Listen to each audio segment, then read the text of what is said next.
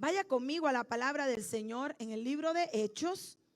Les decía a los hermanos esta mañana que si usted no leyó mucho la Biblia esta semana, yo le voy a ayudar a leerla el día de hoy. Vamos a leer bastante, así que prepárese.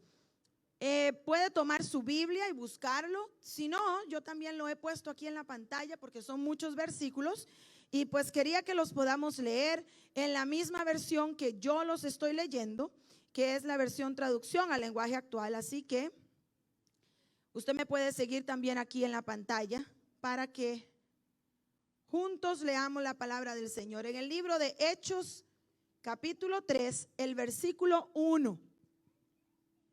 Muy bien, dice la palabra del Señor en nombre del Padre, el Hijo y el Espíritu Santo. Un día, como a las 3 de la tarde, Pedro y Juan fueron al templo. A esa hora los judíos acostumbraban a orar. Todos los días un hombre que nunca había podido caminar era llevado a una de las entradas del templo, conocida como Portón Hermoso. Ese hombre pedía limosna a la gente que entraba en el templo. Tan pronto como ese hombre vio a Pedro y a Juan, les pidió dinero. Ellos lo miraron fijamente y Pedro le dijo: préstanos atención. Aquel hombre los miró atentamente, pensando que iban a darle algo. Sin embargo, Pedro le dijo: no tengo oro ni plata, pero te voy a dar lo que sí tengo. En el nombre de Jesucristo de Nazaret, te ordeno que te levantes y camines. Enseguida, Pedro lo tomó de la mano derecha y lo levantó. En ese mismo instante, las piernas y los pies de aquel hombre se hicieron fuertes y de un salto se puso en pie y empezó a caminar. Sin más, entró en el templo con Pedro y Juan, caminando y saltando y alabando a Dios. Todos los que lo veían caminar y alabar a Dios estaban realmente sorprendidos, pues no entendían lo que había pasado. Sabían, sin embargo, que era el mismo hombre que antes se sentaba a pedir dinero junto al Portón Hermoso. Pasamos al capítulo 4 del libro de Hechos, en el versículo 1, y sigo leyendo. Pedro y Juan estaban hablando todavía con la gente cuando se acercaron algunos sacerdotes y saduceos y el jefe de los guardias del templo. Estaban muy enojados porque Pedro y Juan enseñaban que los muertos podían resucitar, así como Jesús había resucitado. Entonces apresaron a Pedro y a Juan, pero como ya estaba anocheciendo, los encerraron en la cárcel hasta el día siguiente. Sin embargo, al escuchar el mensaje que daban los apóstoles, muchos creyeron en Jesús. Ese mismo día, el grupo de los seguidores de Jesús llegó como a 5,000 personas. Y el versículo 5 dice: al día siguiente la Junta Suprema se reunió en Jerusalén. En la junta estaban los líderes del país con sus consejeros y los maestros de la ley. Allí estaban Anás, que era el jefe de los sacerdotes, junto a Caifás, Juan, Alejandro y los otros sacerdotes principales. Pedro y Juan fueron llevados a la presencia de todos ellos, los cuales comenzaron a preguntarles: ¿quién les ha dado permiso para enseñar a la gente? ¿Quién les dio poder para hacer milagros? Y el versículo 8 continúa: entonces Pedro, lleno del poder del Espíritu Santo, les dijo a los líderes y a sus consejeros: señores, ustedes nos preguntan acerca del hombre que estaba enfermo y que ahora está sano. Ustedes y toda la gente de Israel deben saber que este hombre está aquí completamente sano gracias al poder de Jesús de Nazaret, el Mesías. Ustedes ordenaron que a Jesús lo mataran en una cruz, pero Dios lo ha resucitado. Solo Jesús tiene poder para salvar. Solo Él fue enviado por Dios y en este mundo solo Él tiene poder para salvarnos. Y el versículo 13 dice: todos los de la Junta Suprema se sorprendieron de oír a Pedro y a Juan hablar sin ningún temor, a pesar de que eran hombres sencillos y de poca educación. Se dieron cuenta entonces de que ellos habían andado con Jesús y no podían acusarlos de nada, porque allí de pie junto a ellos estaba el hombre que había sido sanado. Señor, aquí estamos, queremos escuchar tu voz. Háblanos en esta tarde. Queremos que tu palabra pueda caer en tierra fértil. Ayúdame a ser tierra fértil para que nuestro corazón, Señor, pueda recibir tu palabra y que se deposite y sea, Señor, germinando en la vida de cada uno de nosotros para traer fruto como tú lo has planeado para nuestras vidas. En el nombre de Jesús oramos. Amén y amén. He puesto por tema a la palabra que quiero compartir con ustedes en esta tarde: lo que tengo, te doy. Hemos estado hablando a través de las últimas semanas y las enseñanzas que hemos estado recibiendo e impartiendo han tenido que ver directamente con esa formación, con esa decisión a formar en nuestras vidas un altar constantemente lleno de la presencia de Dios, un altar personal donde suceden encuentros personales con Dios, donde Él te toca y tú sabes que fuiste Él y va transformando tu vida cada día. Hemos estado hablando de la necesidad de mantenernos en una conexión constante con Dios si queremos poder transmitir a quienes nos rodean el amor de Jesús.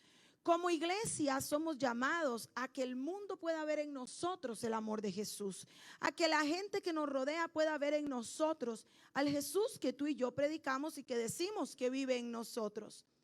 Ese prójimo que tú tienes a tu lado necesariamente tiene que ver en ti el amor de Jesús reflejado, porque de lo contrario, lo que les estaríamos predicando es nuestro propio evangelio.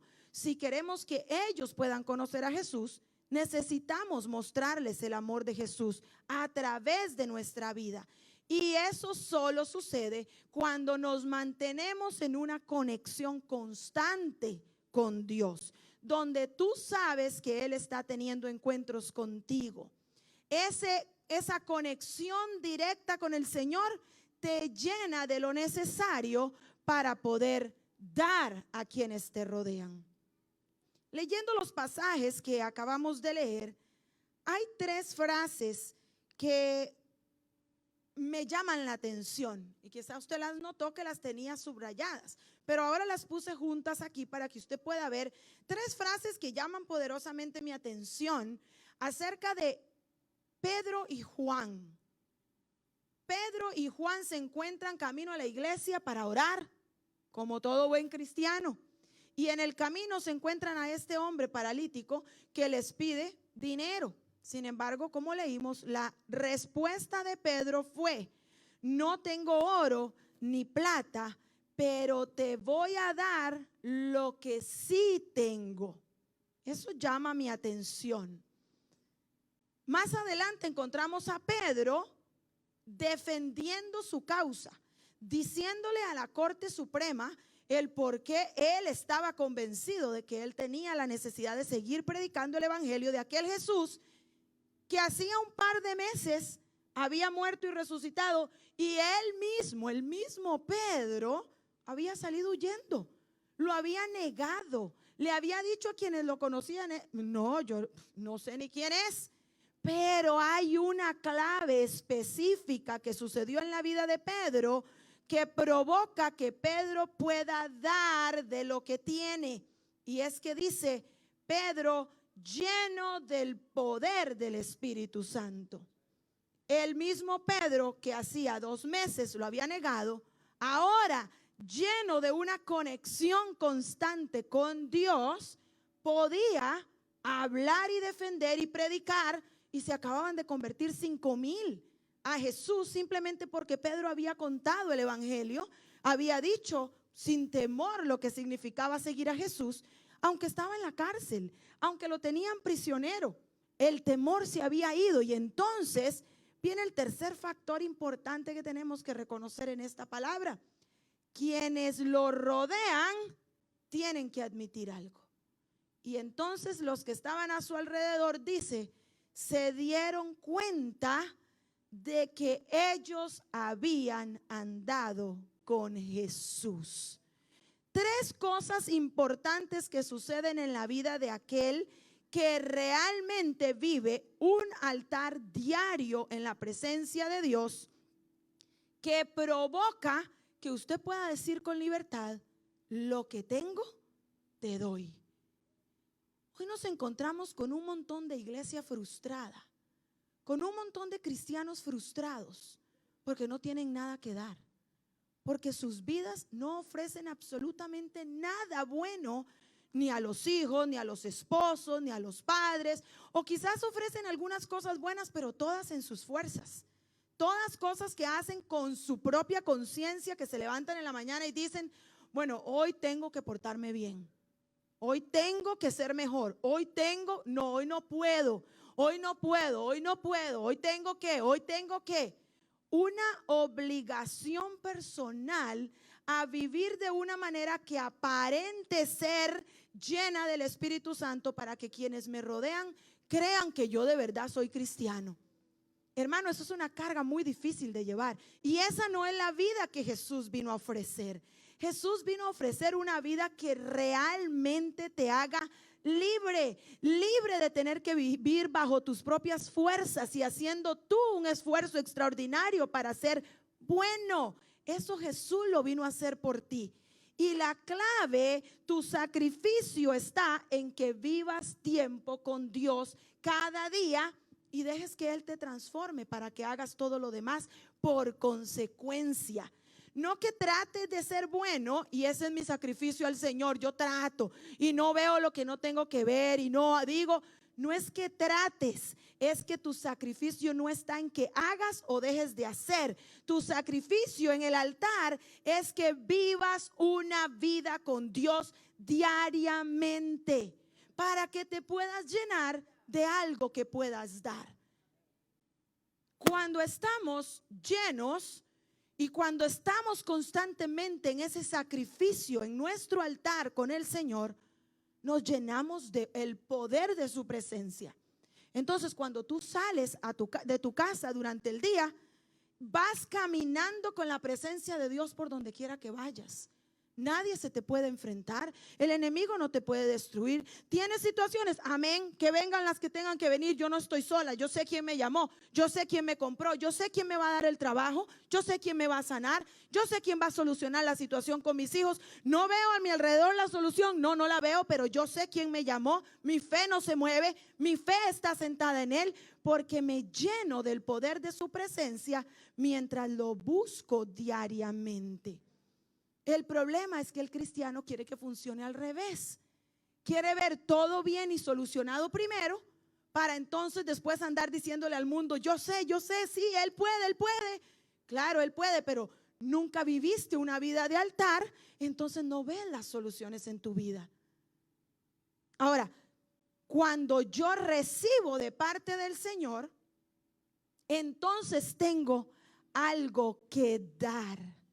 Hermanos, nuestra vida personal con Dios es la que determina cuánto tú puedes dar a quienes te rodean. Tu vida de entrega personal diariamente con el Señor es la que determina cuánto tú puedes impactar la vida de quienes te rodean.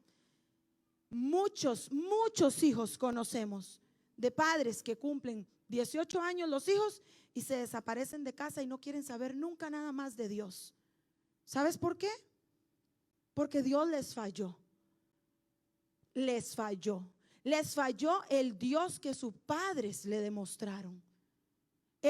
Lo que los padres vivieron fue lo que no le demostró a esos niños quién era realmente Dios. Porque cuando tú vives algo diferente a lo que dices, la diferencia se nota y quienes te rodean saben que tú estás fingiendo vivir una vida espiritual solamente para no darte por menos, porque como cristiano lo menos que se espera de ti es que si alguien te viene a contar una situación problemática, le digas cuando menos: voy a orar por ti. Como cristiano le dices: bueno, voy a orar, oremos, el Señor puede hacer un milagro. Y tienes meses de que ni siquiera visitas tu altar para orar con el Señor, para hablar con Él, y pretendes que con hacer una oracioncita con esa persona el fuego del Señor va a caer y todo el mundo va a ver la evidencia de que tú estás lleno del poder del Espíritu Santo. No va a suceder. Y por eso la iglesia se frustra. Y por eso los cristianos se frustran.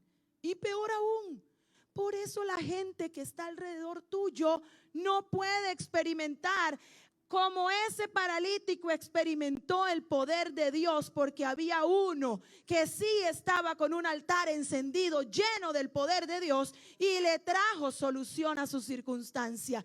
Y el mundo que está a tu alrededor, tu familia, tus amigos, la gente que está cercana a ti, sedienta de un milagro que le cambie la historia, y tú no lo puedes provocar, porque no podemos dar lo que no tenemos. Cuando tú estás con Jesús, pasas tiempo con Él, Él forma su imagen en ti. Y eso es lo que hacemos en un altar. Eso es lo que hacemos cuando sacamos tiempo diario para estar en la presencia de Dios. Es dejar que su imagen se moldee en la mía, y entonces ya a mí no me interesa ser yo la que gano. Ya no me interesa ser yo la que tengo la razón. Ya no me interesa ser yo la que le termine la discusión diciendo, te lo dije. No, cuando estoy en la imagen de Jesús formándola en mi vida, entonces yo voy a permitir que cualquiera gane. ¿Qué importa? Que diga que ganó. Si con eso logramos que no haya un pleito, si con eso logramos demostrar que Jesús vive en mí, ¿qué importa? Pero la imagen de Jesús se forma cuando tú sacas tiempo para estar con el Señor. Y he puesto ahí algunos ejemplos, digo yo, por aquellos de algunos que quizás nos visitan el día de hoy, o algunas personas que están comenzando en el caminar con Jesús y no saben cómo hacer un altar. Te voy a mencionar unas cuantas herramientas nada más que quizás te pueden ayudar. La base fundamental de un cristiano que quiere conocer a Jesús es que tiene que leer su palabra. La única forma de que usted conozca del Jesús que yo le estoy hablando es que usted lea su Biblia. Lea la palabra de Dios. Aquí usted va a encontrar quién es el Jesús que usted dice que usted está siguiendo. ¿Cómo podrías seguir a alguien a quien tú no conoces? ¿Cómo podrías confiarle toda tu vida a alguien de quien tú ni siquiera tienes idea cómo funciona o cómo trabaja? Es irreal que yo te pida que confíes ciegamente y entregues tu vida, te tires sin paracaídas en las manos de un Dios a quien no conoces. Simplemente no lo vas a hacer. Vas a seguir tratando de controlar las riendas de tu vida hasta que conozcas al Dios que tiene poder para sostenerte en sus brazos y que tú te sueltes totalmente y le rindas tu vida por completo a Él. Lee tu Biblia, busca un cuaderno, un lápiz, unos marcadores. Asegúrate de tener en tu casa lo necesario para que saques el tiempo. Porque no me pregunte, ¿y a dónde es la clase? Yo voy con mi Biblia, mi cuaderno, mi lápiz, ¿dónde vamos? Esto es personal. Es a usted a quien le toca en su casita sacar el tiempo para estudiar la palabra. Si usted no sabe cómo encontrar un plan de lectura de la Biblia, mire, aquí le puse cómo se ve. En la aplicación de la Biblia, ahí como se ve en el lado derecho, y en el lado izquierdo como se ve si lo busca en su computadora. Mire esas flechas que le puse ahí. Ahí dice plans. Plans significa en español planes. Ahí hay un plan de lectura de la Biblia que te ayuda a ir a través de la Biblia. La puedes leer en un año, la puedes leer para situaciones especiales, para ayuda de tu matrimonio, de tu familia, cualquiera sea. Hay miles de planes y todos los puedes leer en español o en inglés, en chino o en francés, en lo que quieras, pero lee la Biblia por amor a Jesús. Ese es el primer paso de tu altar. Lee la Biblia. Ora, tienes que sacar tiempo exclusivo para el Señor. Te lo hemos venido diciendo ya, pero yo aquí solo estoy mencionando herramientas para quienes no lo han escuchado aún. Tu tiempo de oración exclusiva te acerca a Él. Ponga una alarma en su teléfono. ¿Verdad que si usted se tiene que levantar temprano, usted pone una alarma? O 2 o 3, por si acaso alguna le sale mala. Digo, usted no la oye porque estaba muy dormido. Póngase 2 o 3 alarmas en su teléfono para que le recuerde que es tiempo de su altar, que es tiempo de que todo lo que está a su alrededor se quede atrás y usted se concentre en la oración con el que quiere hablarle a usted. Y si no sabe qué decir, no importa. Saque su tiempo, coja su Biblia, siéntese ahí y dígaselo como si lo tuviera sentado enfrente. No sé qué decirte. ¿Qué te puedo decir? Y Él te va a tocar y vas a escucharlo y te va a dirigir y vas a experimentar lo que significa hablar con un Jesús de verdad, no con uno pintado o uno supremo que no sé ni cómo se alcanza. Uno que te habla de tú a tú y que te conoce tal cual tú eres. Apaga las distracciones, entra en tu altar. Ayuna al menos una vez a la semana. ¿Cómo? Anemia me da si ayuno una vez a la semana. Anémico está su espíritu, déjeme decirle. Lo que usted necesita es sacar con real conciencia una mañana, por lo menos de la semana, que usted diga: Señor, hoy no voy a comer. Hoy voy a dejar la comida de lado, no me voy a preocupar de nada de las cuestiones de mis necesidades humanas porque me quiero concentrar en ti. ¿Qué me quieres decir? ¿Qué me quieres transformar hoy? Pongámoslo en la mesa, lo que tú me quieras transformar hoy, eso quiero. Y ayunas. Entra con acción de gracias y con adoración. Usa una lista de alabanzas que pongas a sonar allí para que ministre en tu espíritu. No, es que no tengo canciones cristianas, pastora. Déjeme respirar profundo. Bueno, nosotros le ayudamos también con eso. Mire, en el principio de la semana, cada semana la iglesia publica la lista de canciones con las que vamos a ministrar al Señor el domingo aquí. Se las ponemos todas. ¿En dónde era? Spotify. ¿Yo? Estoy bastante moderna. Váyase a Spotify, se diría en español. Lea, búsquelo y busque la lista de canciones de la iglesia Northwood y verá que le ponemos todas las alabanzas. Ahí usted se mete en la presencia del Señor y además para el domingo cuando llega aquí ya se sabe las canciones y no tiene que tener los ojos puestos aquí en la pantalla y nunca se concentró en la adoración porque no sabía lo que estaba cantando. Entonces tiene que tener los ojos en la pantalla. Pero si usted lo estudia durante la semana, oyendo y oyendo y oyendo las alabanzas, llega aquí el domingo y se mete en la presencia de Dios y deja que Él lo toque. La más grande dificultad, creo yo, que tenemos los cristianos al orar, al sacar tiempo para estar con Dios, es poder separar el entrar a la presencia de Dios simplemente para conocerlo y el entrar a pedir. El cristiano tiene la costumbre de vivir pidiéndole al Señor. Entonces entra en su altar y comienza la oración. Y después de 10 minutos dice: yo creo que ya lo adoré suficiente, lo alabé suficiente, ya le di gracias por todo, ya di todas las gracias que tenía que dar, ya las di. Ok, yo creo que ahora sí puedo. Señor, mira la necesidad, mira la enfermedad, mira y mira y mira y mira. El cristiano tiene que tomar una decisión. Mi altar va a ser un altar para conocerte, no un altar para pedirte. Mi altar va a ser un altar para experimentarte, porque tú ya conoces mi necesidad. Y si yo me logro meter en tu altar para conocerte a ti, conozco al que tiene las soluciones de todos mis problemas y no le tengo que pedir absolutamente nada. Hermano, yo realmente le invito a que usted pueda vivir una vida donde usted no tenga que pedirle al Señor por usted mismo. Le prometo que es una experiencia maravillosa cuando de un momento a otro el Señor te sorprende con lo que tú querías, con lo que tú necesitabas, con lo que tú estabas esperando y nunca se lo pediste, porque Él sabe lo que es mejor para ti y te lo quiere dar. Pero como tú vives solamente pensando en ti y no lo buscas, entonces Él no tiene oportunidad de trabajar en ti. Estos serán solamente herramientas para buscar de la presencia del Señor en su altar. Pero realmente lo que yo quiero mencionarles el día de hoy es que he hecho algo como unos lineamientos, no lineamientos, pero como algunos estándares que usted puede revisar para darse cuenta cómo está funcionando su altar. Ok, tenemos semanas predicando acerca de tu altar, de buscar de Dios, de tomar conciencia, de seguir diariamente una experiencia personal con Dios. Ok, ¿por dónde vamos? ¿De verdad lo estás haciendo? ¿Habrás avanzado?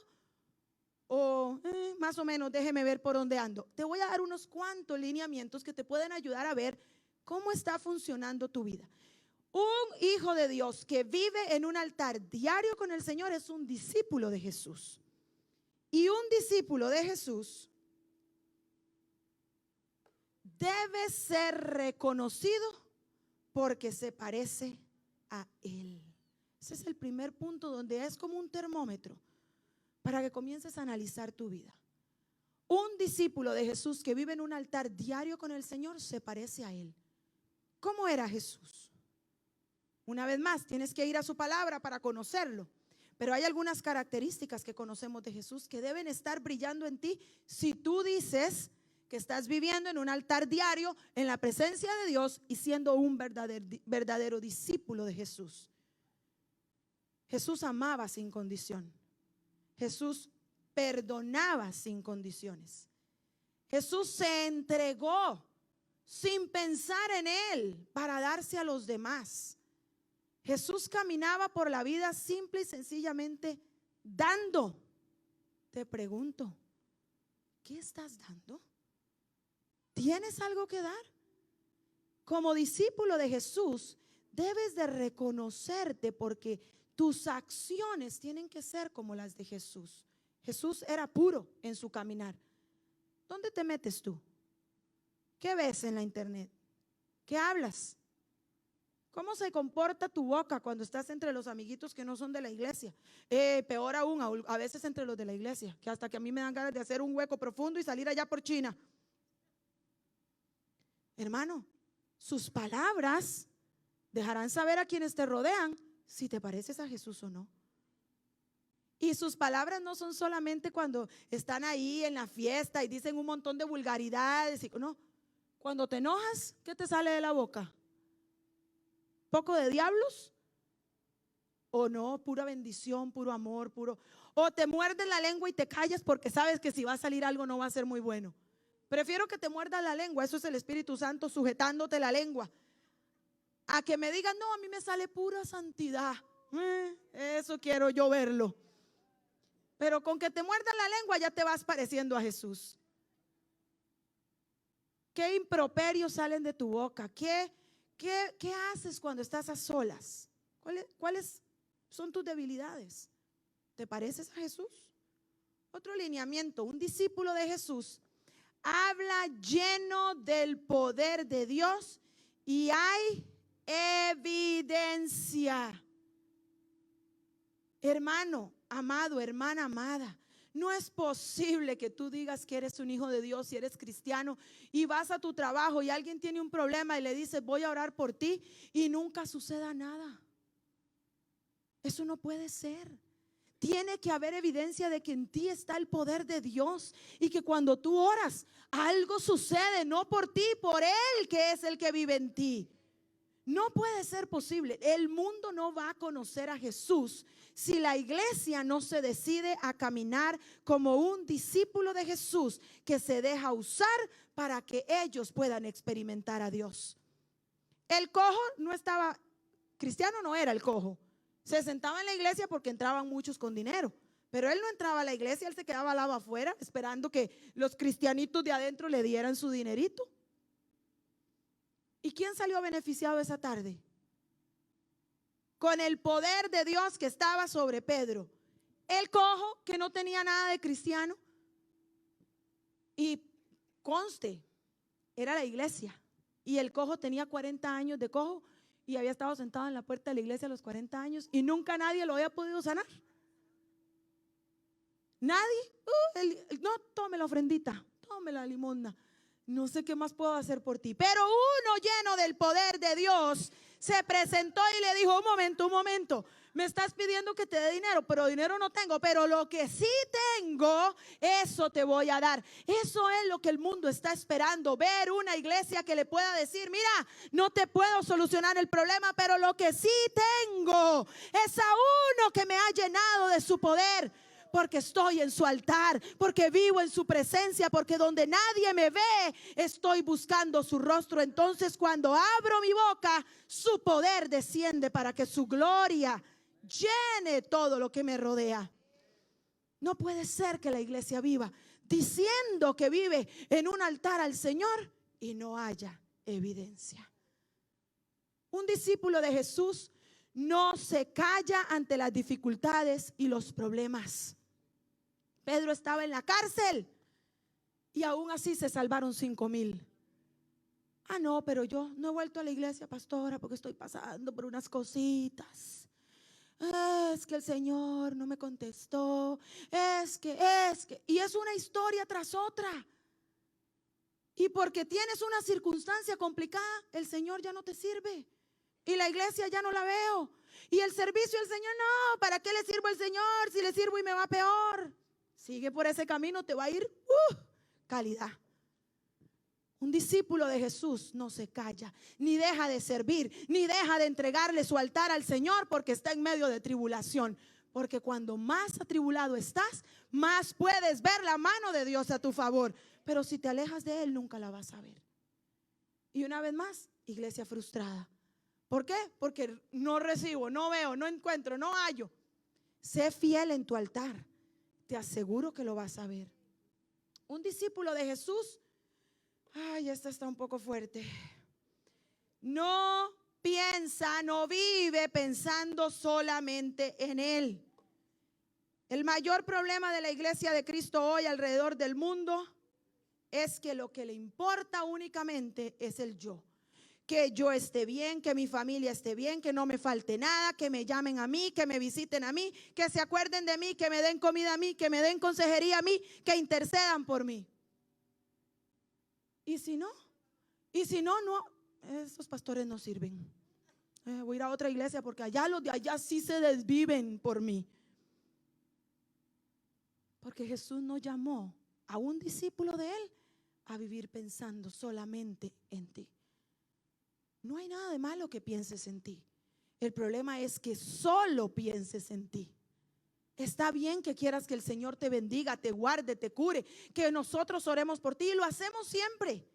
El problema es que tu vida como discípulo de Jesús viva solamente centrada en ti y en los tuyos. Como que Jesús vino a morir solo por ti y los demás hay que se la jueguen. Tu trabajo y el mío como discípulo de Jesús es morir a mí misma y dejar que Él viva en mí. Y si tengo que ocuparme de todo el universo primero y después de mí, lo voy a hacer. Pedro de ahí salió con Juan a ser otra vez encarcelado, a ser azotado, a ser perseguido. Pero Pedro no se quedó callado. Pedro sabía cuál era su misión y tenía que predicar el evangelio y no se calló aún hasta la muerte. Un discípulo de Jesús no vive pensando solamente en sí mismo. Es más, te voy a decir algo. Quédate pensando solamente en ti y nunca saldrás de la situación en la que estás.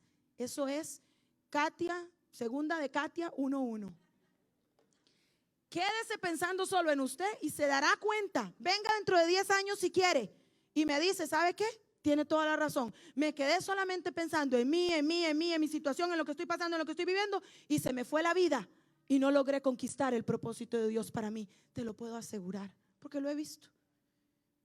Y porque su palabra lo dice también. Un discípulo de Jesús no vive pensando en sí mismo. Un discípulo de Jesús vive en comunión con quien puede usarle para su gloria. ¿Qué motivación tienes en tu corazón, hermano? Esto tiene que ver con tu motivación. ¿Para qué estás haciendo lo que estás haciendo? ¿Por qué sigues a Jesús? ¿Por qué quieres compartir a Jesús con quienes te rodean? ¿Por qué quieres a Jesús en tu casa? ¿Por qué quieres servirle a Jesús? Si tu motivación no es la correcta, no estás haciéndolo para que Él se lleve la gloria. Lo estás haciendo para que la gente te vea y diga, ay, qué espiritual, qué santa. Wow, debe vivir orando día y noche. No. Busca la presencia de Dios en tu altar cada día para que Él se lleve la gloria a través de tu vida. Que la motivación tuya al abrir una puerta, al darle un abrazo a una visita, al darle de comer a un necesitado allá en la calle, al orar por alguien que tiene una necesidad, al ser un mejor padre, al ser un mejor esposo y una mejor esposa y una mejor madre y un mejor hijo. Que tu motivación no sea que digan qué buen cristiano. Que tu motivación sea que Él se lleve la gloria y quienes te conozcan puedan decir, algo está pasando, algo debe estar haciendo esta persona porque no era así. Y ese algo se llama Jesús. Eso es alguien más bien. Finalmente, el discípulo de Jesús sabe muy bien obedecer a Dios. ¿Y qué tienes que obedecer? Una vez más, su palabra. Tienes que conocer lo que su palabra dice para que lo puedas obedecer. Pedro y Juan estaban haciendo lo que Jesús les dijo. ¿Qué les dijo Jesús antes de ser arrebatado en los cielos? Vayan y prediquen el evangelio, y todo lo que han visto a mí, lo que me han visto hacer, háganlo, vayan. Llénense del Espíritu Santo que va a venir sobre ustedes y vayan y lleven el mensaje por todo el mundo. Es la misma encomienda que el Señor nos ha hecho a ti y a mí. ¿Estás obedeciendo? Es más, te pregunto, ¿tienes algo que dar? No puedes dar lo que no tienes, y no te puedes llenar si no vas a tu altar cada día a llenarte de su presencia. No finjas ser un cristiano que realmente no eres, iglesia. Eso no te va a llevar a ninguna parte, solo te engañas tú. Y cuando te pasen la factura de vivir una vida de mentiras, el precio es muy alto. No te la juegues, mejor ven, sométete al Señor, sé humilde, reconoce que le has fallado, reconoce que no estás viviendo como Él quiere, y completa todos los días tu tiempo con Dios de aquí en adelante, y deja que Él te llene para que tengas algo que dar. Y vas a ver qué diferente se siente cuando puedes dar de Él y no de ti. Es una libertad, es realmente vivir una vida en abundancia. Mire lo que Pedro y Juan dijeron en Hechos capítulo 4, casi al final. Debemos impedirlos de la corte, dijeron, debemos impedir que lo sepa más gente. Tenemos que amenazarlos para que dejen de hablar del poder de Jesús. Así que los llamaron y les ordenaron: no le digan a nadie lo que ha pasado y dejen de enseñar a la gente acerca del poder de Jesús. Pero Pedro y Juan le respondieron: díganos entonces, ¿debemos obedecerlos a ustedes antes que a Dios? Nosotros no podemos dejar de hablar de todo lo que hemos visto y oído. Y ahí están las dos claves de este mensaje. Solo vas a tener algo que dar cuando lo veas y cuando lo oigas. Y verlo y escucharlo sucede cuando lo buscas. Es tu tiempo con Él el que va a permitir que lo conozcas y lo oigas y te hable y llene tu corazón y tu espíritu y te quebrante y transforme y te diga: mira, vamos a trabajar con esto porque esto no está bien, mijo, pero yo voy contigo. Eso sucede cuando lo buscas de verdad. Y cuando lo ves y lo conoces y lo oyes, entonces estás lleno para poder decir que tienes algo que dar. Pongámonos de pie, iglesia.